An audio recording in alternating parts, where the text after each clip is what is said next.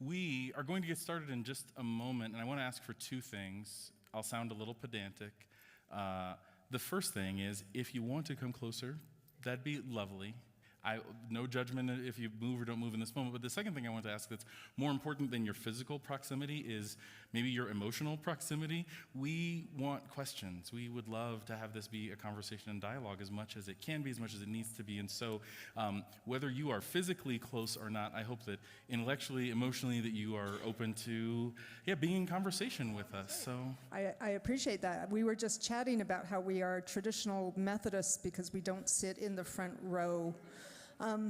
But yeah, welcome. I think for visibility, it's a little bit easier if we're a little higher. Am I remembering what it's like to be up there properly? Okay. Good. So we are two of your General Conference delegates from what I jokingly say the quadrennium that never ends.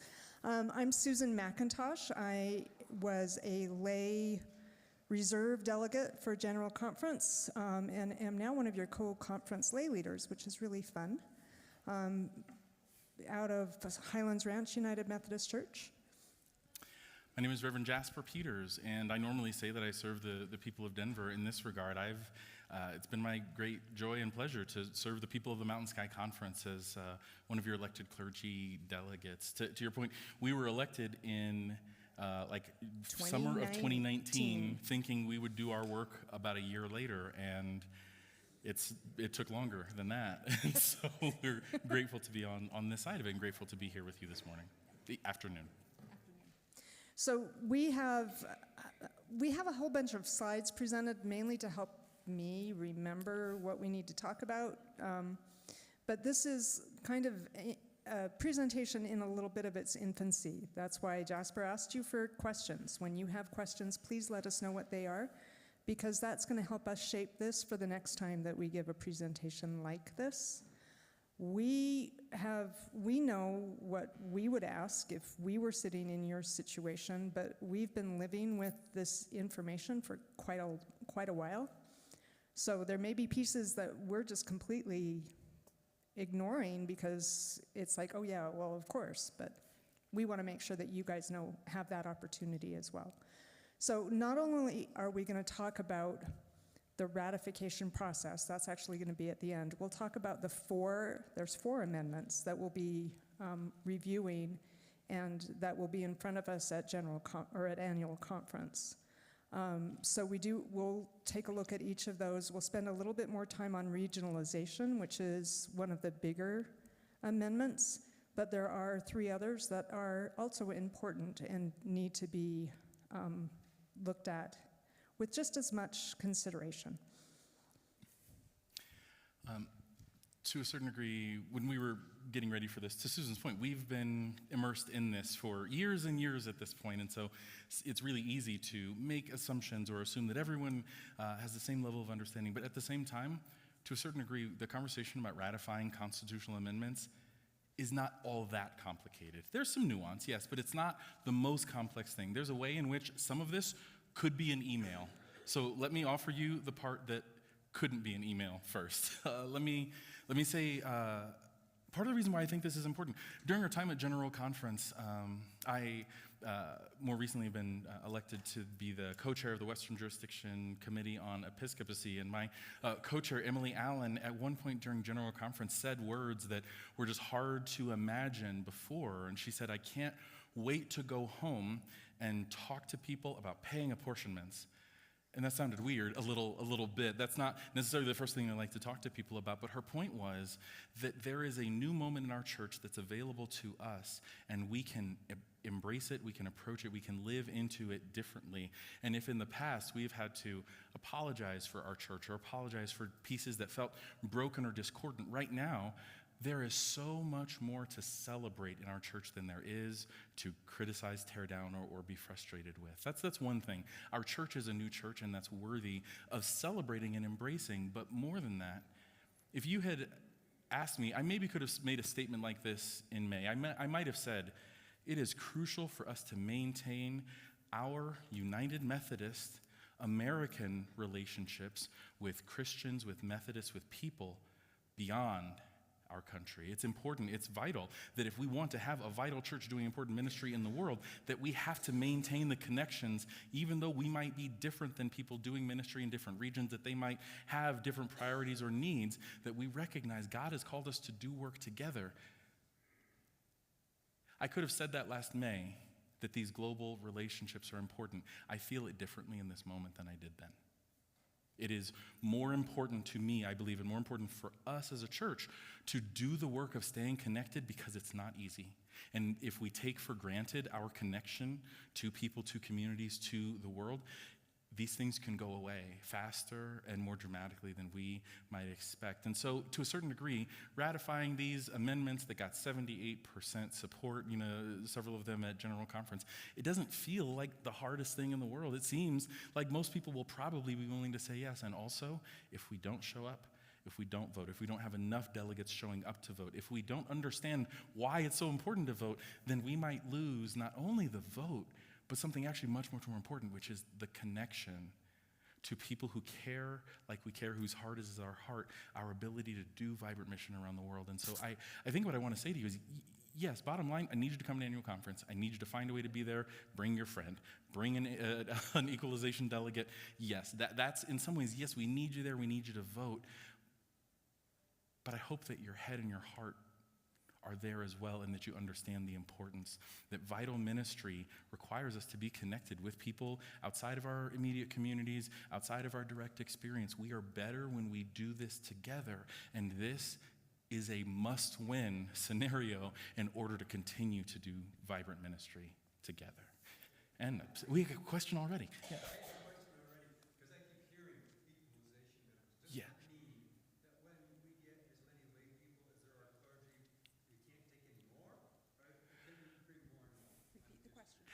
So the question I heard is, with equalization delegates, is there a limit to the number, or is the ceiling an equal number of clergy delegates? I believe that the goal is to have an equal number of clergy and lay representatives. As many of you know, the only reason that doesn't sometimes happen is we have retired clergy, we have clergy serving in extension ministry, so there are more clergy than there might be laity, which means we have to do, I know this is on the internet, I'm going to pretend it's just us. Sometimes the value of attending annual conference can vary, and the way that we build value in it and the way that we talk to people about it can vary. And if we talk about annual conference as just an obligation, it's going to be hard. It'll be hard to get folks there. But so, yeah, I think the problem is just getting that high. it is. And our highest success tends to be around district gatherings, right? Around times like this, we have better access to some of the lay people who can lean in and participate in that way. Yeah, and as an example, we need equalization laity to match the pastors and the elders who are serving at our district level, at our conference level, and in other types of mission work. At churches, oh yeah, it's easy. Okay, Pastor Laura and the lay leader are going to go, and they are part of that representation of their church. At the district level, it's different, right? So we do need to make sure that we have that equalization. So. Cool. And I heard Stephanie say that if you're lay equalization, it's 90% off registration. That's right. So a good point to emphasize. If you are a lay equalization member, your registration fee is 90% of the total fee. So 90% off. 90% so you pay off. 10% Yes. of the normal So registration. you only pay 10% of the registration fee for annual conference. And we're always looking at different ways to reduce that annual conference fee. But I'm in annual conference planning, and folks, there's a lot of stuff that goes into that. Even though we're in a church and such, we have to pay for coffee, for food, for all sorts of other things that, we don't always think about when we gather. So, important to remember. Anything else? I want to ask really quickly, on a scale of I don't even understand the topic that's listed, I don't know what regionalization or ratification are, if that's a 0, 1, 2, 3, 4, 5, I understand it, I'm comfortable voting, I think I know what I need to know. Can you tell me where you, no judgment, but between 0 and 5, where you feel like you are? Okay, this is super helpful. Oh, I'm really glad we did that, so. Yeah. Very good. Okay, so like I mentioned before, there's actually 4 amendments to the United Methodist Church Book of Discipline. I was going to say Constitution. It's the Book of Discipline. There are 4 parts that have to be ratified by the body of the church. So all of the annual conferences are doing this all across the globe. These 4 are regionalization, and we'll jump into these in more detail, but I just wanted to give you an overview of where we're headed. Regionalization, membership for all, racial justice, and educational requirements.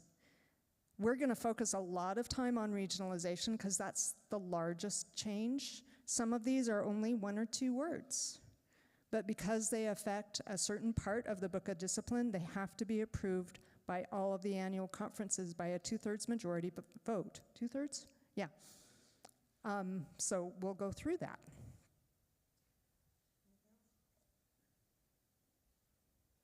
I have title slides that I don't really need. There we go. We're going to play a video here. Let's see if I can get it to work. There we go. Got it.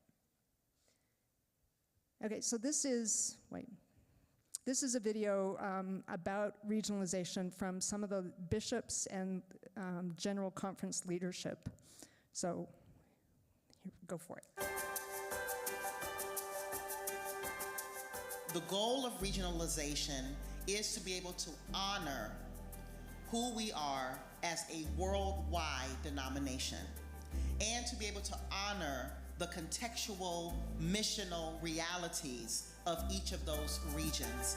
So we are moving toward a church that is truly global, and this is very important because there are so many good experiences.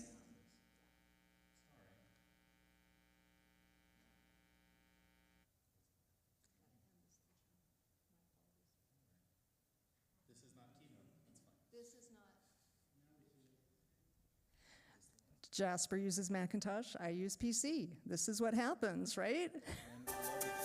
And we still can do it. The goal of regionalization is to be able to honor who we are as a worldwide denomination and to be able to honor the contextual, missional realities of each of those regions. So we are moving toward a church that is truly global, and this is very important because there are so many good experiences, not only in Europe, in Africa, on the Philippines, and in the US. And if we bring together our gifts, that could really enrich our church and help us to be in mission with our people.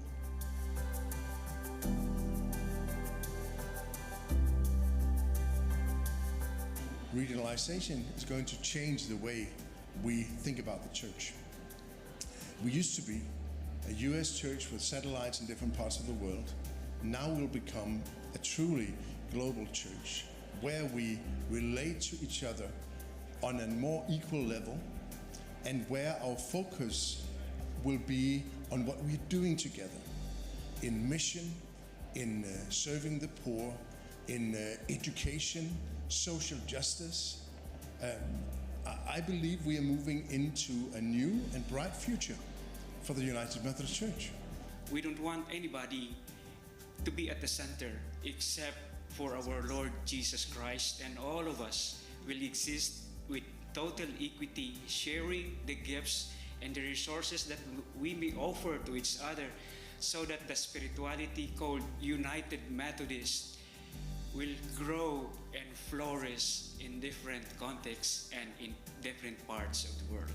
And I have such this great sense of hope that we're going to be able to be that body of Christ that God yearns us to be, where we're able to be the hands and feet and heart for the whole world. And just so grateful for the way in which we're open to following the Spirit and holding tenderly the fear and anxiety that we might have, but trusting that where God is leading us will allow our fears to dissipate. It's really the beginning of the entire process. There are many issues to deal with, but we need to start somewhere. And that's what I think the General Conference of 2024 has done to start from somewhere so that maybe in the future we keep on reflecting on how we do our ministry in a better way.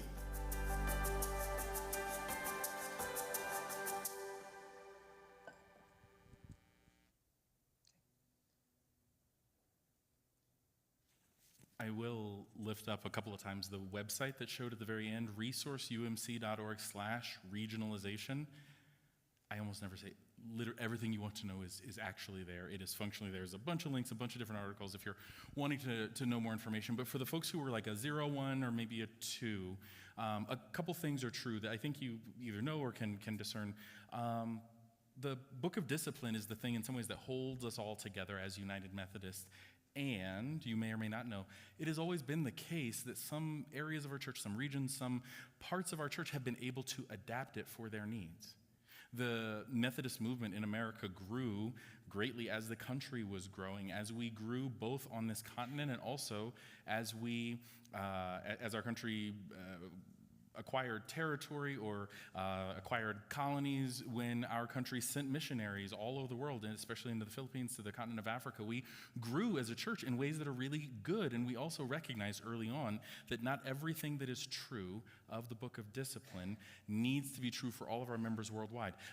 There's a part that says we're going to be loyal to the U.S. Constitution. That's a little complicated, right? If we're trying to say this is a truth for all United Methodists everywhere. Well, in reality, we've been able to adapt it to work on a specific regional level. So if things like ordination standards, things that are of concern to that body but not for the global church, other folks have been able to address those things. But we have built a church that is U.S.-centric, so that has meant that the General Conference is mostly talking about U.S.-centric things. Think about this. We bring almost 1,000 delegates from all over the world to talk about what impacts less than half of the church. We spend thousands and thousands, untold dollars, every minute of this meeting in order to talk about mostly things that impact the U.S. What regionalization allows us to do is gather as a U.S. church. All the delegates that we've sent from the 5 jurisdictions to be delegates will be delegates to this regional conference, and things that impact the U.S. church can be addressed and handled there.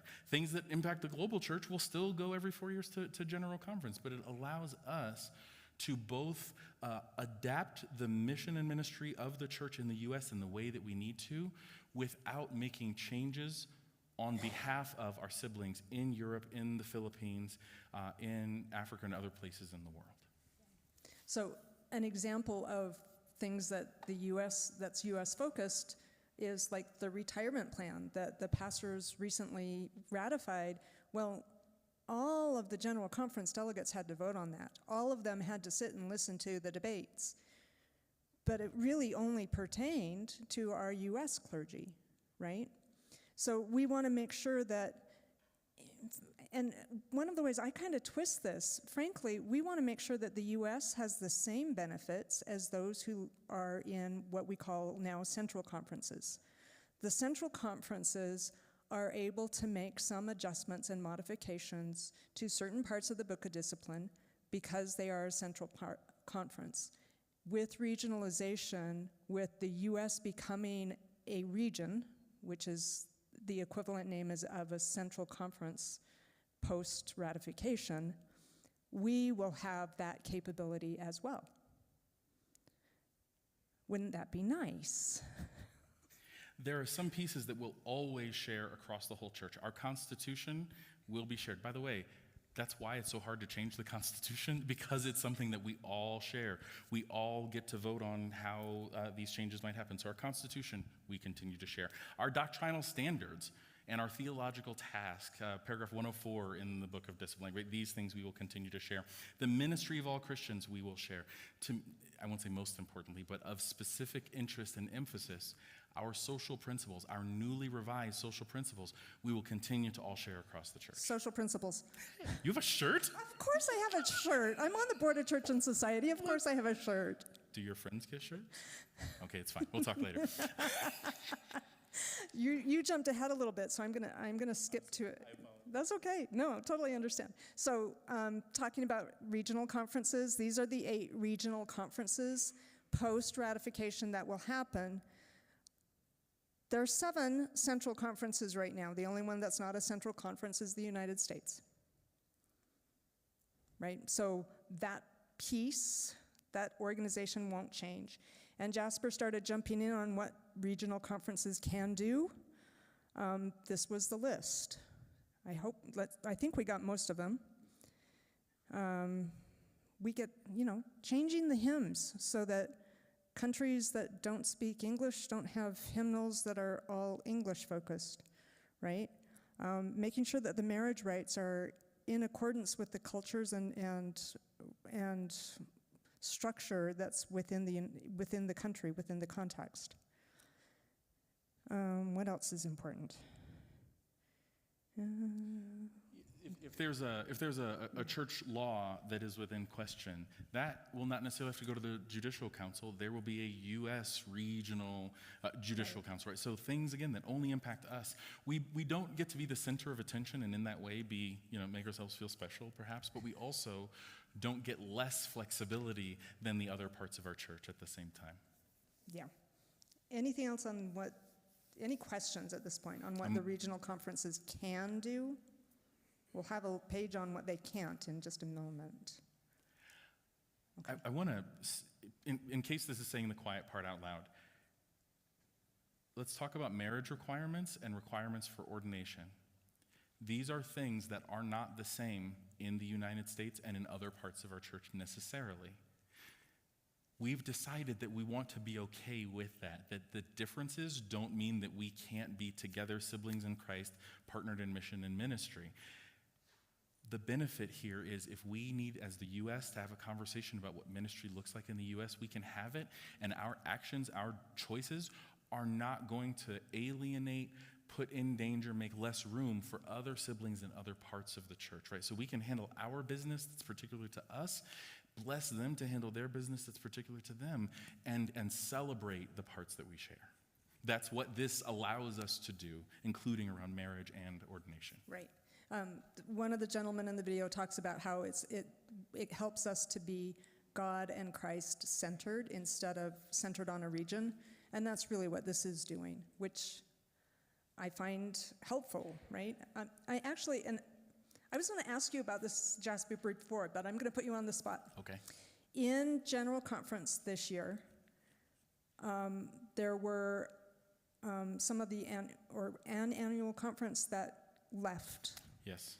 One of the Russian annual conferences left the church, left the United Methodist Church. I surmise that if we had regionalization in place before, they wouldn't have had to do that, because part of the reason, my assumption is, part of the reason that they had to leave was because they couldn't truthfully serve a church that was based in the United States while they were working in Russia, given the political environment. I know, it opens a lot. I sigh because we were sitting adjacent to many of the delegates from Europe. The single delegate from Ukraine was just a front and ahead of us. So we got to talk a lot over those 2 weeks and become friends. And I'm remembering the moment you're talking about that was tense for a lot of us. I saw pain on my sister's face as she's talking about this. There was pain on the district superintendent who was overseeing this area of the church that was departing. And the decision was, there are culturally and in the world many, many things that are pulling us apart. There were some things holding us together, and it turned out they decided it was better to part ways. I think to your point, the world's going to work to pull us apart. That's how the world often works. That's my experience of the world broadly, that it is not going to work to build us up, to help effective ministry. But God can help hold us together in ways that work against the way that the world might work to pull us apart, to separate us, to alienate or isolate us. Yeah. So, diversion. So, yeah, sorry. We can manage this, right? But I'm grateful to be able to talk about our siblings, because that's the point, right? We want to be able to maintain these relationships. Yeah, and so we do want to focus on what are the things that hold us together as United Methodists. So there are some things that regional conferences can't do. One is they can't create their own constitution or adapt policies that violate the constitution of the General Book of Discipline. See, I was right. I was going to say constitution, and it is, but it's part of the Book of Discipline. So they also can't alter the doctrinal standards, our theological task, the ministry of all Christians, or our social principles. Again, social principles. And it's in gray. Sometimes the text doesn't work so well. I'll figure that out. But yeah, so there are some things that are going to keep us unified as United Methodists that will not change across the globe. And we already do that with our central conferences. This is already something that we've been practicing. It's something that the United States has to learn a little bit, but we have our siblings outside of the United States that can help us with that. So the next few years are going to take a little bit of time to kind of figure out how to do that. And one of the things that we'll have to figure out pretty quickly is what to do with jurisdictions, but that's a longer story. Yes? That second point is always been really important to me because I know not everybody does this, but some people read those portions of the discipline and still find what I consider to be colonial language there. And I want to know, are we going to meet somehow as a world church and make sure these are all things we really can agree on, or are they not? Yeah. Is there any process by which that's occurring? So I'm going to summarize your question. Are we removing some of the,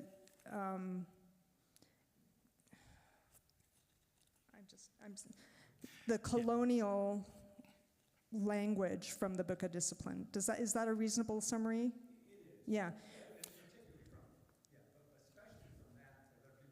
Right. Yes, especially from parts that other people have to agree to, yes. And hold that thought, because when we talk about racial justice, you'll see that. Yeah.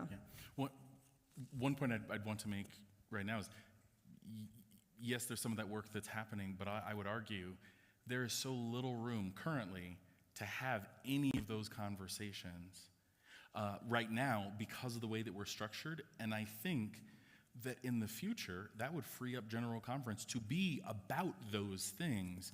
I know that there's legislation that passed our annual conference last year to look at the statement, to make disciples of Jesus Christ for the transformation of the world, and the degree to which maybe that it feels, right, coercive, let's say, right? Right. And so I think not only there would be a venue to talk with other people from the U.S. about that. Sometimes family conversations work better as family conversations, so to speak, right? And there's an opportunity to talk on the global scale about that. So, no, it's not built in. Yes, it is possible, and even more possible in the world that we're wanting to move into. Yeah. I see. When's the next general conference? The next General Conference is not until 2028. So, yes. We still have a special General Conference maybe scheduled for 26. We're not sure It will yet. likely be a gathering that is not an official called General Conference. I'm sorry. Please. Yeah, no, I hear you. Did I see another question? Okay. Okay. This all goes to point our United Methodist beliefs as a whole are not changing. It doesn't change what we believe. We still believe in the Book of Discipline. There's still standard beliefs that all United Methodists hold, right? That's not changing with regionalization. I don't mean to add this may not be incredibly crucial. There are some places in the church where some people who are no longer United Methodists are saying things like, well, the Methodists, UMC, doesn't believe in Jesus anymore. They don't believe in the Bible. They don't believe in resurrection, and this is nonsense. I don't appreciate being lied about, but we want to help you understand there are people who are willing and who are saying things that are simply untrue. So as simple as it is to say, we still believe in the Bible and Jesus, like that might seem silly in some ways. The reason we're saying it is because there are those who might claim that we don't. So we want us to feel confident. Did they erase Jesus at General Conference last year? No, that is not what happened. Good point. Yeah, we are still a Christ-centered, God-focused church, right? Our local work doesn't change. We still have all sorts of work to do in our local communities across our conference. And frankly, I feel this is actually a fun time? I don't know. This is a useful time to be in the Mountain Sky Conference because we know what it's like to work across multiple cultures. We recognize that that can be difficult. So if you expand that out to the global, you can see how it's really important to make sure that you're still supporting the local communities no matter what you're doing. And that's always been the foundation of the United Methodist Church. However, it's also really great that we get to keep our global connections as well. There are lots of churches that have global relationships with other communities, with other churches across the world, and we can keep those with this ratification change. I did want to note, where did I put it? The multiple changes for globalization or regionalization passed at a 78% rate. They passed so resoundingly in the committees, so this gets into a little detail about how General Conference works. You have committees that then approve motions to go toward the whole body. They passed so quickly that they were able to go as a consent calendar, which means that there really was no need for debate, no need for amendments, that kind of stuff. So it was a pretty smooth process. When I first looked at the hundreds of motions, I was worried that we wouldn't have enough time to do it in the 2 weeks that General Conference was, but we did. Yeah. It worked. We got ready for a fight and instead we had cookies and got to pray together and it was lovely, right? Like that is the feeling, right? Yeah.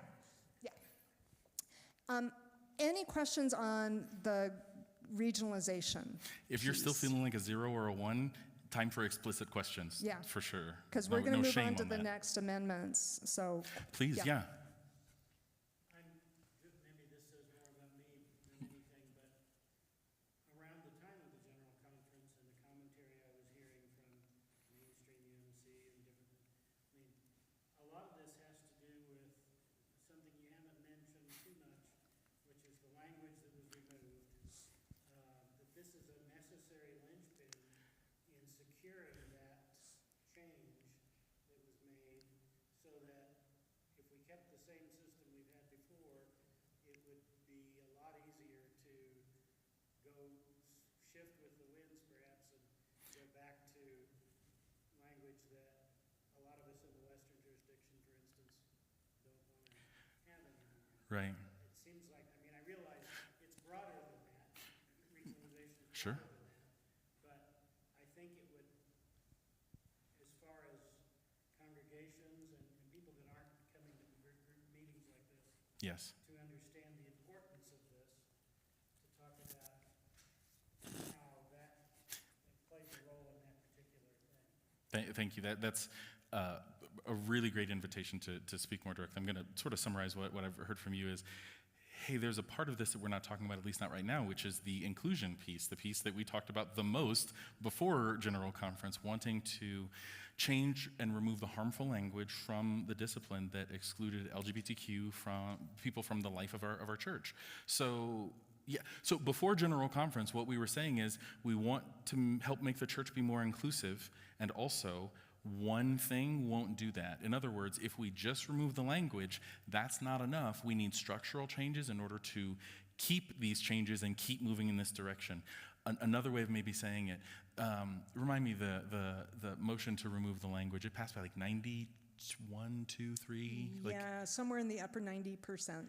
Yeah. So there's this moment where we're like praying for 51, right? Like pray, and you see 93 as the response. That means that delegates from all over the world, it was not a U.S.-based vote. Delegates from all over the world said yes. In some ways, they said yes to policies that were not the policies that they want or need the church to have. In some ways, our delegates, especially from other places in the world, said yes because they need us to make good on this part of it. They've said yes to allow us the leeway that we want. We need to say yes so that they have the protection, so the whole church has the protection. So there are some Christians, there are some Methodists who need to say, yes, we're United Methodists, but our rules are different than them. For their own safety, security, protection, longevity, they need to differentiate between us, and that's okay. For us, we wouldn't get to be inclusive. We don't get to keep inclusion in the way that we've imagined it if we don't finish this race. So this, in some ways, is a part of the transformation that began as we remove the language, but it's not done yet. Our work of repairing harm isn't done yet, but we're not even really done with the harm fully until we solidify these changes. Does that make it a little closer? And we can keep...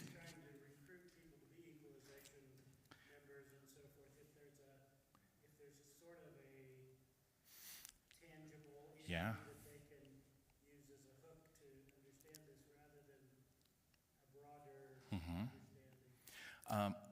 I think that depending on the audience, for some people saying we're working to decolonize the church, they understand enough to say, okay, that's enough to get me here. I think for some other people, you might say we are working to fully solidify the changes, the inclusive changes that happened before, and I think that might be compelling for some folks. Can I add one more thing? Please, oh gosh, Susan, please. One of the things I've recognized in my colonial whiteness is that I make space by stepping out of the center. And we're essentially, the regionalization is taking the United States and saying, we're gonna make space for the rest of the world by stepping out of the center. We don't need to be in the middle of everything. We can be a partner, and we can be on equal footing with everyone else and still have a voice, but not be the middle of everything, not be the center of attention. And I think that's, wow, if you're gonna make sure that there's equality and inclusion for everybody, not being the center of attention is one way to do it. So, I don't know if that helps with a sound bite, maybe? Yes? Having listened to this at annual conference, and I'm still, it's like, we elected y'all to go to conference. Mm-hmm. Thank you. And you all voted. Why isn't that good enough? Why do we have to ratify what we sent you there, hopefully we sent you there to do? Yeah. And everybody, 78% said, we want the regionalization.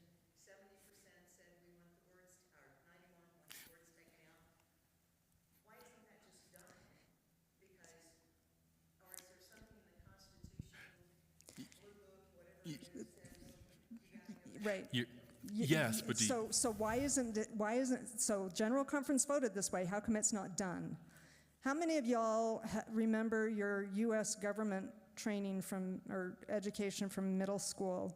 I'm just a bill. Yeah, sitting on Capitol Hill.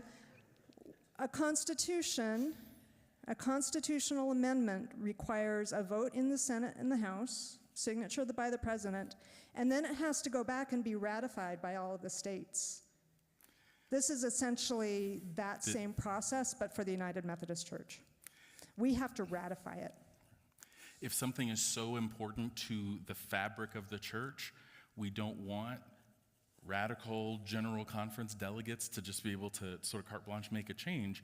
They want to hear the voices. In our democratic system, they want to hear the voices of delegates to annual conference. But what that literally means is we could get 66.5% of the votes across the church and still lose.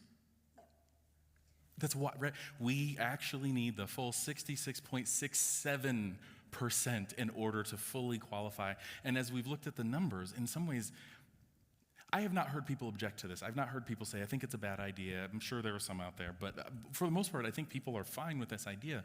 We don't necessarily understand that it could be possible to lose on the margin for no good reason, and in so doing lose a lot. But that's a great question.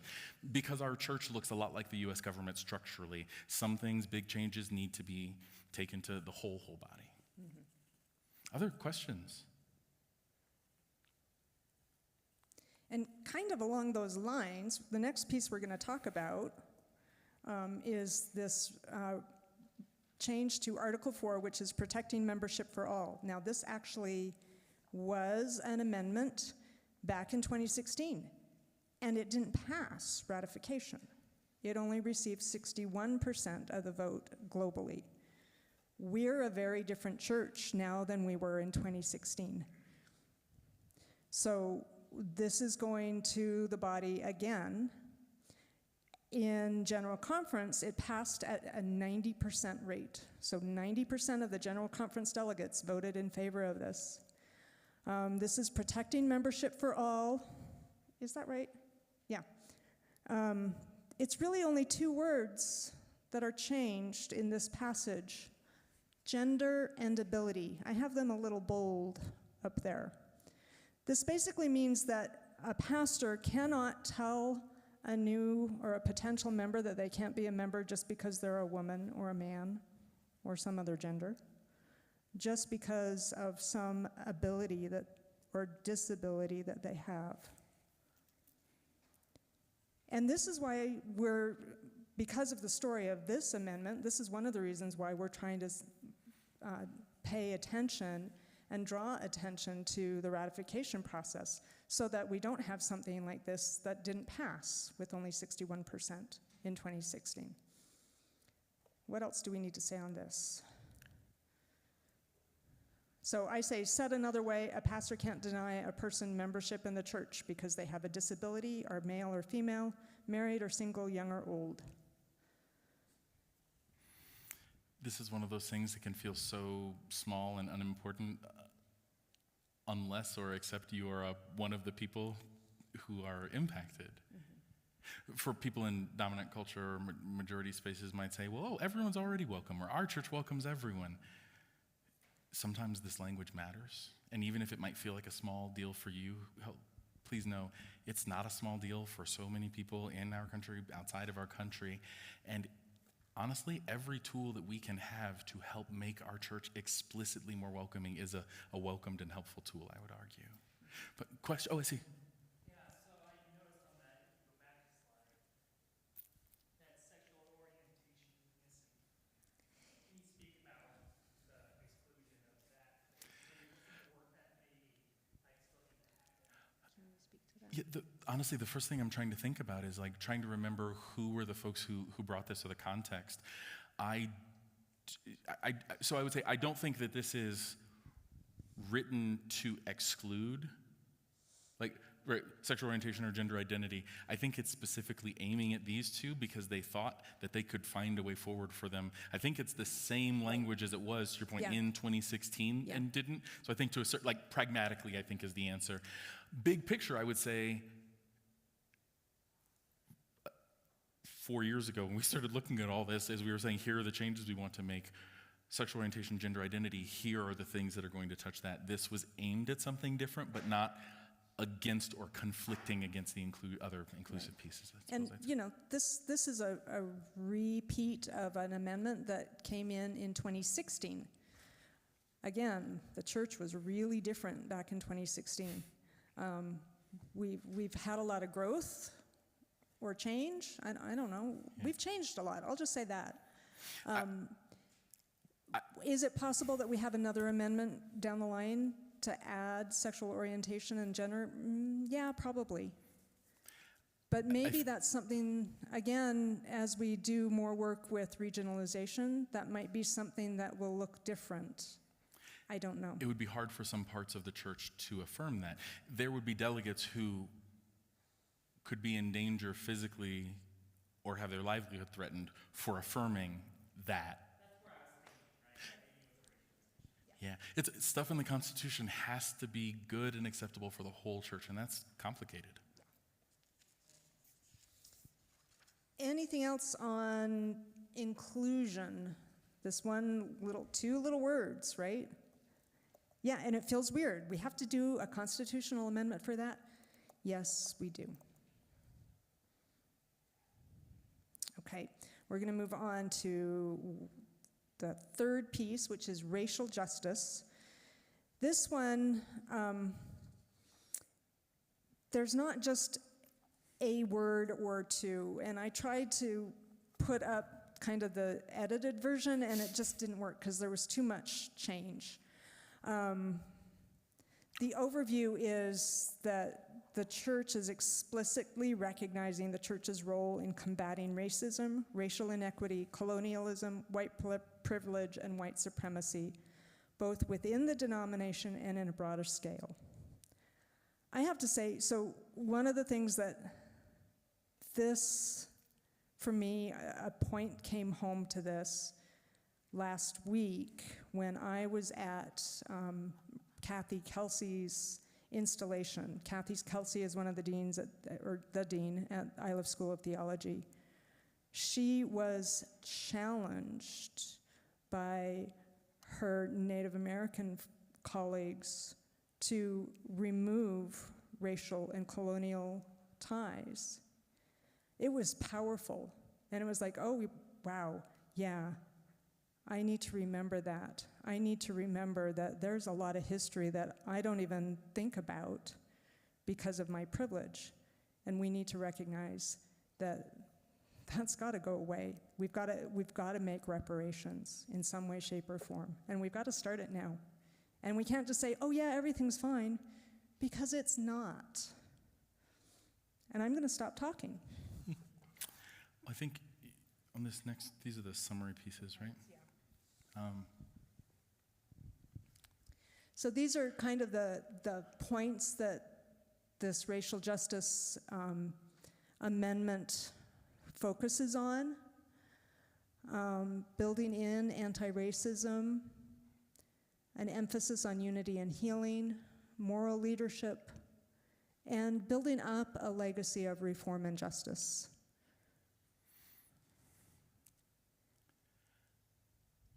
I wasn't going to say anything for fear that I could only be cynical. I'm going to try not to be cynical, but I want to be honest with you. This is not easy or simple work, and there was a time as I moved through the world, as I moved through our church, I'll call it 2019 into 2020 and even beyond, where we were having conversations about race and racism, about harms that have been done. There was space to tell the truth in ways that I had never experienced before. And there was a peak for that, for the ability, it felt like, for the institution to care, to hear, to understand, to be open to change. And if there was a peak then, it feels like we've slid a long way. I don't know how far culturally we will continue to slide into a space where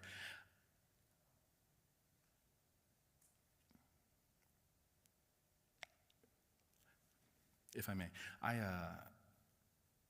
I've been at the school where my youngest is for 12 years. I have sat on ripped up carpets and read to kindergartners multiple times. I've volunteered in other ways. I've been a Cub Scout leader when Lord knows that was not what I wanted to do, but I've showed up in that way. But when I got elected to the board at this school, all of a sudden people I've known for a decade are calling me woke, and I'm somehow an activist. It's like, I wasn't when I was teaching your kid how to sharpen a knife or tie a knot. I wasn't when I was teaching them to read, but somehow now this is a different space. It's hard to be a minority, the problem. It is hard to be excluded on the outside, and I have seen both moments where I have such high hopes and expectations for our church, and I see the power of transformation, of individual Christian witness for transformation, and I have felt what feels like the violence of silence. If you have questions about this that's before us, I hope that we can ask them and answer them. I can't make this be important for you. And I'm not going to try, but I hope that it is. And if you aren't sure why it's important or want to know more, I'm happy to meet you in there. I won't spend any energy trying to browbeat you or force you, but I believe that this is in line with our values. Yeah. That's what I'd say. No, thank you. And I think the General Conference felt it was in line with our values too. This passed at a 91% rate, which is higher than any of the other amendments. So this, I think, was pretty important for the entire body. We in the Mountain Sky Conference, we like to think we are diverse. When I look at some of our sibling conferences, we aren't that diverse. But it's important. It's important for all of the folks who feel that there are differences. And you know, we have to remember that we all have our own little idiosyncrasies and differences. I love the theme of this, talking about mosaics. We are all built out of little teeny tiny pieces and parts that are different than everybody else. So if we don't look at racial justice for all, if we don't look at gender justice or privilege or colonialism, then who are we tossing aside, right? Questions? Might feel heavy. Like, I don't know. know if I want to ask. We're going to move on to one more, which all of the rest feel heavy and deep, and this one feels administrative, almost. This is, there's not even like a really good title. So this is in paragraph 35, there's a listing of educational requirements for voting privileges for clergy.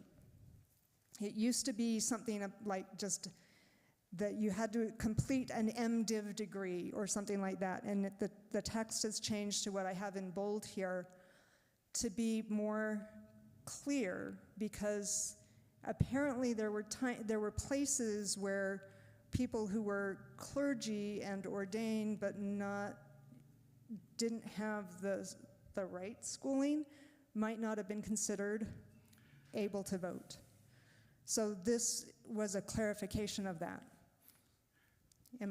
What else am I missing on this? So it's, I remember before I ever went to clergy session, I was positive that it was like this very exciting, sexy thing that was happening behind closed doors, and it's only a little bit that way. Like there are a couple exciting moments, and some of them are exciting, but also a little bit heartbreaking, because there are divisions in the clergy body. You have folks who are not yet in full connection or in full connection. You have elders, and you have deacons, and you have licensed local pastors, and we all very often have different educational experiences. Now, the folks who you send to go to General Conference, they are the clergy delegates, as you see in the first part of this. They shall be elected from the clergy members in full connection and shall be elected by the clergy members of the annual conference or provisional conference, who are, the first part, who can get elected. It is still the case that if you want to be a clergy, you have to be a clergy in full connection, which means an elder or a deacon.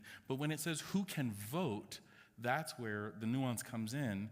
We have licensed local pastors who have served with and among us for 5, 10, 15, a dozen, 20 years sometimes. There are folks who've been through not just the initial parts of course of study, but the full and even extension pieces of education. And right now, categorically, if you are a local pastor, you do not get to vote for delegates who go to General Conference. Doesn't mean you get to be one, but you don't even get to vote for them with our current polity.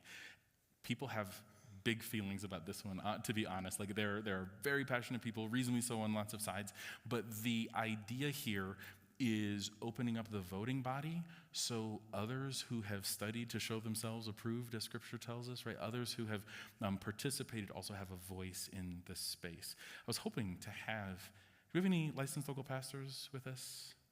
Or like currently? Right. Do you feel the differences when you were among the clergy between folks who are? Yeah, that thing's in the room. So yeah, it's a little nuanced. This is where the policy wonks. Like other ones were like very justice, very clear. This is where like the nerds get to argue a little bit more, which is a little fun for me. But in a way, it's still around justice, right? These folks who have served as licensed local pastors, they should be able to vote, or who have completed all of that training, because I mean, this is adding information about how do you serve and what education do you have. Yeah, they should be able to have a voice, right? So this is important. This passed with 85% of the vote at General Conference, so a slightly smaller majority, but again, over 80%. All of these passed with over 80%, I think. I'm going to say that, and then I'm going to eat my words. Yes, all of these passed with over 78%. Regionalization passed at a 78% majority. So 78% or higher for all of these. So it seems reasonable then, right, that for ratifying, we could do that with more than more two-thirds majority vote. 66.67. Yep. For some reason, oh, I know why. Okay, so now I have a video on the ratification process. Well, before we go to that, are there any other questions? Does this cover, the video cover, like, how many votes there are going to be at annual conference? How is this going to be presented? It does have some of them, but I say we can watch this, and then after this is 2 minutes, 30 seconds, and after that, oh no, this is the short one. This is the 1 minute long. After that, if there are things that are unclear, would be the time to ask them. I think this does give us, it's a very value-packed minute. And we do have a one-pager about the regionalization as well, if you need that. The United Methodist Book of Discipline outlines the law, doctrine, administration, organizational work, and procedures of the denomination. Part 1 of the Book of Discipline contains our Constitution, which details our general foundation and organization. When there is a desire to make changes to the Constitution, petitions are made to General Conference, the top lawmaking body of the United Methodist Church. General Conference delegates vote on the petitions. A 2/3 majority vote is required for adoption of constitutional amendments. If General Conference adopts a constitutional amendment, voting members of annual conferences around the world vote on it as well. Across all of the annual conferences, if 2/3 of voting members are in favor of an amendment, the Council of Bishops will announce that it has become church law. Learn more about the structure of the United Methodist Church at umc.org. Okay, so see, that was really quick. I am going to put up a slide that has QR codes to access more information on the United Methodist websites. And then we can answer any questions that you might have. Absolutely. Yes? We have this discussion of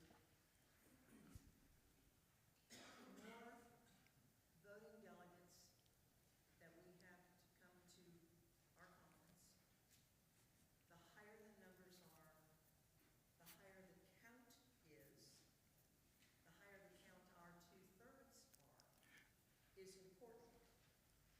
Because if we have a small number and still have 2/3, that does not compute with other churches that, I mean, we need that large.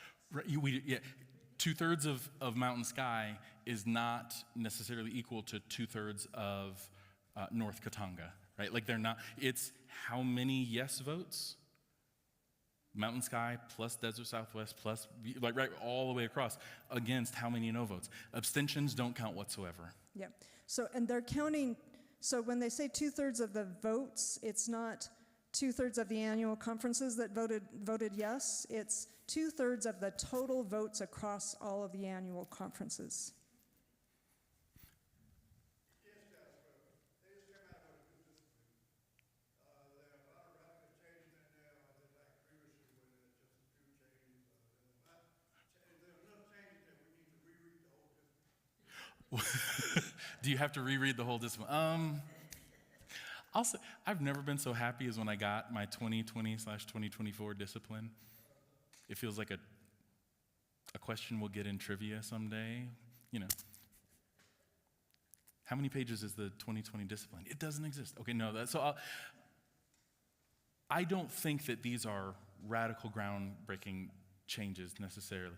I would argue that removing the exclusionary language was more radical than anything that we're talking about doing right now. In many ways, this is good housekeeping, good stewardship to continue to move in that direction. And if you are looking at it or you want to help decode it, please do call us. Our whole delegation is open. I'll come visit with you, with your church, with a small group. It's our job to come and do it and help in this way. In some ways, it seems pretty straightforward. To what Susan has told us a bunch is, between 78 and 90% of people have voted yes for many of these things. And also, like so many things, if we take it for granted, there are bad things that can happen, right? Or surprises that can happen. But I don't think any of this is a surprise, and all of it should be on that website in a really straightforward way. Does that help? And to Jasper's point, so the Mountain Sky Conference has a group of folks, Jasper and I are part of that, who are focused on helping to educate all of our congregations and communities about ratification. So if your church is interested in that, let us know. Jasper and I are part of that. Reverend Jessica is part of that. Betty, I think you're on that too. No, Betty's not on that. There's lots of us. So talk to us, and we are happy to come and talk about it or point you to the right resources. There's a plethora of videotape and articles on United Methodist Conference sites that talk about all of these pieces and parts. I learned a lot just by researching this. So, I think we have time for one or two more questions, but the last thought I think I'd like to share with you.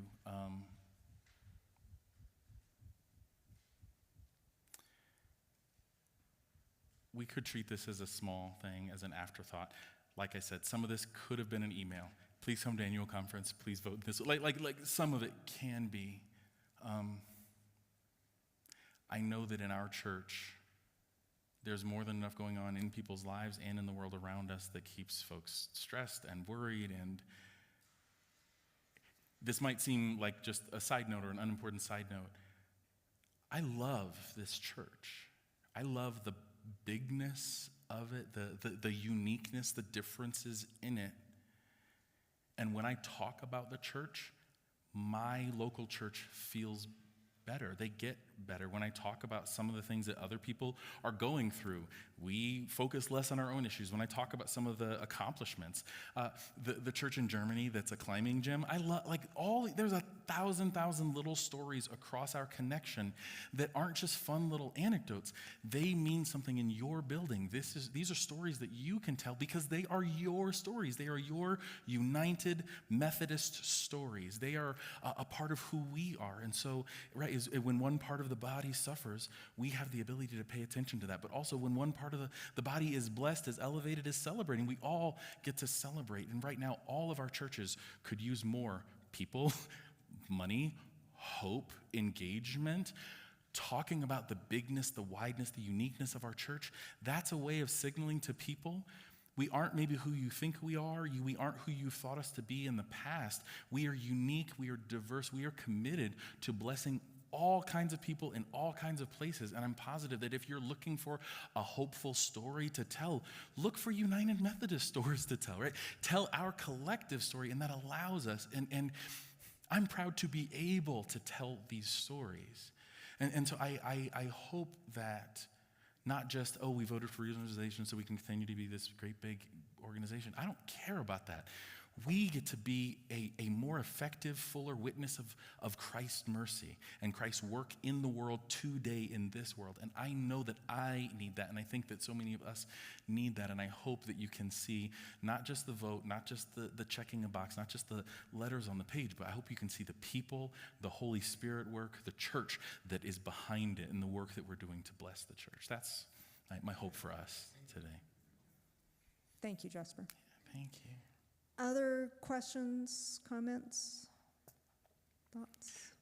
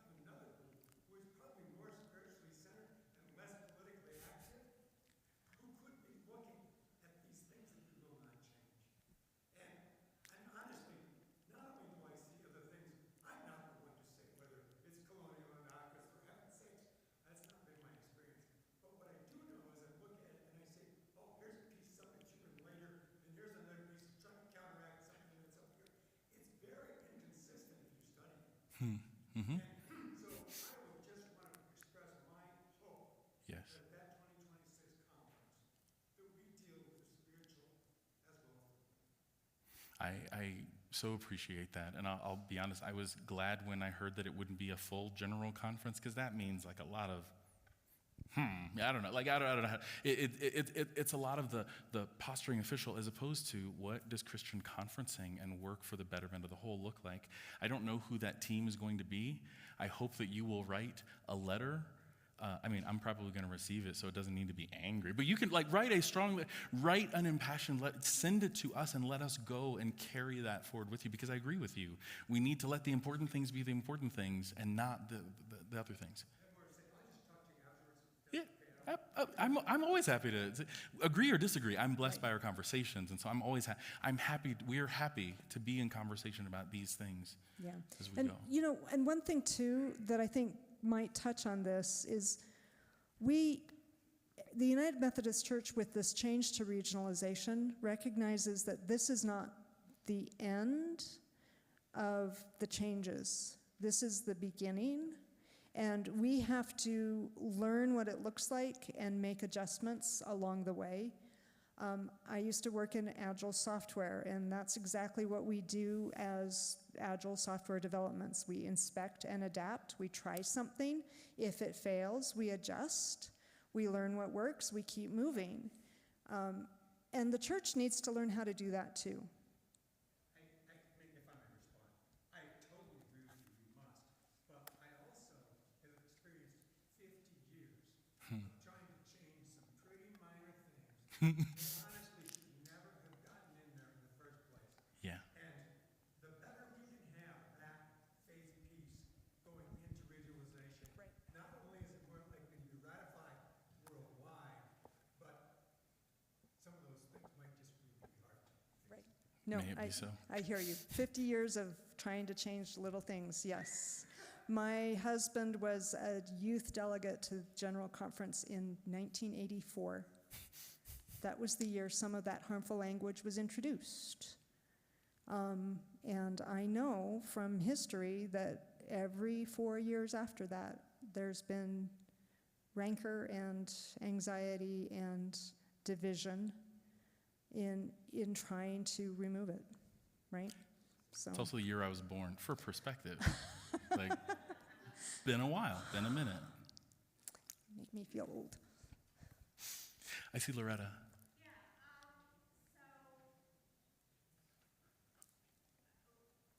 Everybody else may know this answer, but maybe some people need. So say we have a church full of people, like 8 people who want to be equalization members. What is that process? What is the first step? Does the church have to approve it and then send them forward? Or what is that? Just sign up? Talk to Stephanie Kirk or Jessica. I thought I'd just seen, only because I can wave at her and feel powerful in this moment. In fact, it was Stephanie who I was looking for. The question that we had was on, sorry to pull you in at it's not a bad one, I promise. If folks are interested in becoming equalization members, maybe a whole church, maybe 8 people all in one community. So what should they do? How should they engage? How should they check in with you? Okay, so your first option, wait. Oh, here we go. It was online. Oh, right, we're online. Oh, you have it. Love it. Isn't it pretty? It's so pretty. Okay, your first option is to go to our new dashboard, which starting Monday morning will be on my signature, email signature, Jessica's, and Megan's. So that's your first option. There will be a form on there that says sign up to be an equalization member, okay? So you can fill that out. The other option is send me an email, and I will add you to my list. Equalization members get a code for registration that is somewhere between 75% and 90% discounted of the registration fee. That code will become available sometime in April. And so we'll send out those details to you in April or May once registration is open. We need roughly 275 equalization members. So we have space for you. You have 8 friends at your church, fantastic, bring them all. You want to vote online at home in your pajamas? I love it. I will be jealous, but it's all good. So we have plenty of space. So either reach out to me, CO Front Range at mtnskyumc.org, or go on the new dashboard and there will be an easy button. Thank you. Yes. And Stephanie, that's 260 something just for the Colorado Front Range? Yes. Just for the Colorado Front Range. So if you have friends and relatives in other parts of the Mountain Sky, get them to vote too, because there will be equalization member needs outside of our district. Just not as much, because, you know, we're special. Can I admit that I was totally dismissive about that number when you first said it? I was like, oh, we can do that. That's when I was like, oh, I thought that was a conference-wide number. No, that's our district. We got work to do. Work to do. Yeah, some of the other districts have roughly 80, right? So we're like, we need you all, please. So 80 to 268, yes. I know there was an ask for youth delegates. Can you define What what a youth is? is a youth delegate? A youth is my favorite human.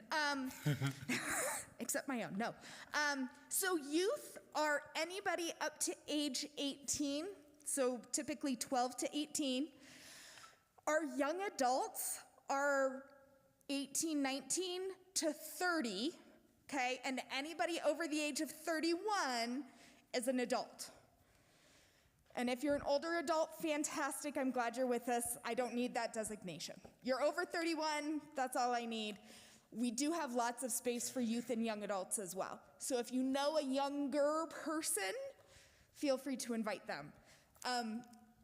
Amanda Daniel, who is on conference staff, works with our youth across the conference, and she's putting together activities for the youth so that when they get terribly distracted, bored, you know, sitting in school during the summer, there will be activities for them and ways to re-engage them as well. Awesome. Any other questions? Yeah, just stay here, right, Stephanie? Other questions? I appreciate the youth question because we often ignore young people. I think we tell ourselves stories that young people don't want to be here. And what we don't really say is, well, they wouldn't have anything to do here, or they wouldn't be interested. In reality, neither of those are true, but it can be a self-fulfilling prophecy if we allow it to be. Take them seriously, and they'll take the work of the church seriously. And we need them to build them as leaders as us older folks retire, right? So get them involved. The last thing I'm going to, this has been informational, hopefully helpful. As your sibling, I'm going to ask sincerely, please make a point of being present at annual conference. And if you know someone who might be interested, please invite them. If you need me to, I will give you my card, text me a phone number, I'll call strangers and ask them to come to annual conference, if that's what we need. But I'm asking that this be our shared work. It's been our work to carry on your behalf in many ways since 2019. This is our shared work. And it is important, even if it is straightforward, even if it is administrative. It's our shared work, and it's important. Thank you for treating it as important. Thank you for your time and for the work that we share, and more than anything,